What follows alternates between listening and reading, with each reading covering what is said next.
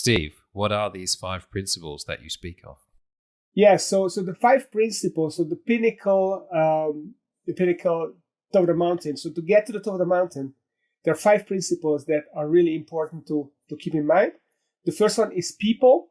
So in order for a company to be successful, you have to have the right people who are doing the right things and that you are coaching all the time. So you have you're developing your A potentials into A players, and the A players, you keep them engaged, keep them in the flow.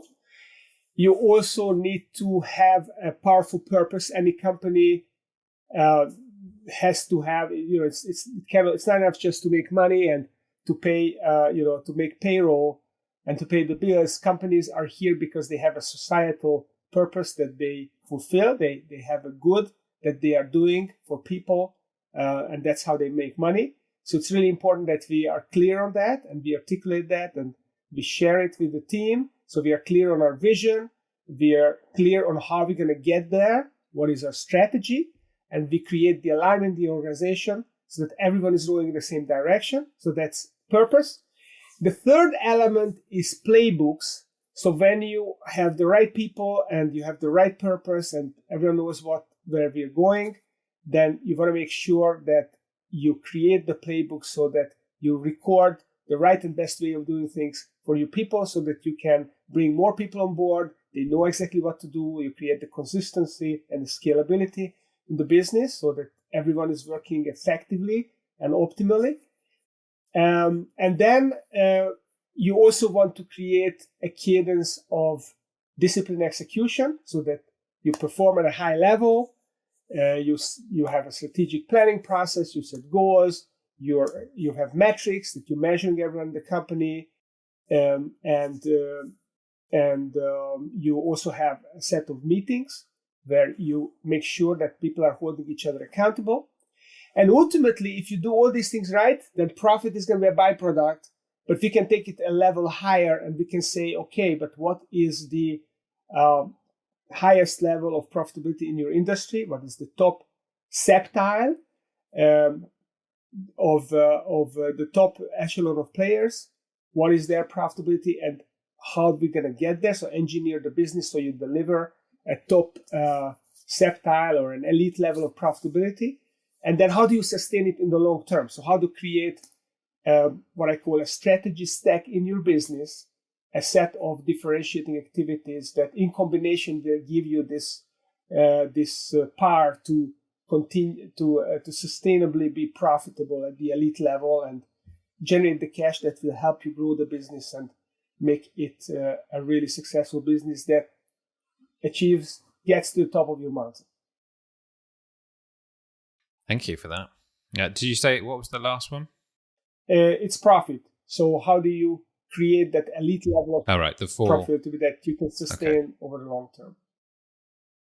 So you mentioned initially at the start of the call regarding all the businesses that had or do go out of business on a, should we say, yearly basis. The 5 principles, what would you say companies tend to be the most guilty of the things that you mentioned? I would say they are most guilty of being unconsciously incompetent of these things. So not having the awareness that they need to improve. Because when you have the awareness, then you start to improve and then you start to work on these things. Every company is in different positions. So some companies are really good with their people and they understand their culture. They articulated their culture. They know the kind of people that they need to attract. They put them in the right seat. They coach them. But then maybe they are not clear on their vision. They don't know where they are going. Or if they are, they don't know how to get there. Or if they do that, then they don't take the time to explain it to their people. They don't create the alignment around it. It's maybe the CEO knows it and a handful of people on the leadership team. And then you have those companies that do both of these things, but they just don't pay attention to delegating. So they get stuck because they cannot grow. A company can only grow to the extent and the leadership team becomes more and more effective and elevates themselves. And if the leadership team is not Delegating, it means they have no time to do higher level, strategic level work. So they are basically stuck and the whole company is stuck. So it's really important that's why the playbooks are important, because you want your leadership team to delegate everything that they don't have to be involved in, and create the playbook so that people can follow the best ways to do things without having the experience and the intuition that the leadership team members often have. So you see this a lot, that companies can grow to the extent that the CEO or the management team can personally manage things, tend to things, and they get stuck at that point. And some companies, most companies, the profit is kind of icing on the cake. Very few companies are intentional about, okay, how profitable should we be here? If you're a construction company, are we happy just to make 10% because most of our peers are doing 5%?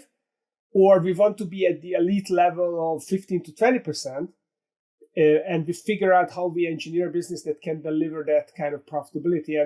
And the reason for this is because if you're not profitable, you cannot grow, because you cannot finance your growth. And if you're not growing, you're not able to attract the right kind of people, because the good people, the A players, they want to grow. They got to go to a company that gives them the opportunity to grow with it. And then you're again get stuck. And when you're stuck, when you're stagnating, when you're not profitable enough, then you become vulnerable to shocks that happen every now and then. The economy nosedives, or you get a disruptive competitor. And then if you're vulnerable, you're going to go out of business at some point. It's just a matter of time. So these elements are all interrelated, and you don't have to be perfect at all of them from the get-go. What's important is that you have an awareness, you need to improve, and you're willing, you are coachable, you're willing to improve yourself, you keep an open mind, you follow a process. And the best thing to do is to have a system, because there's so many information out there. There are so many solutions out there that it's overwhelming.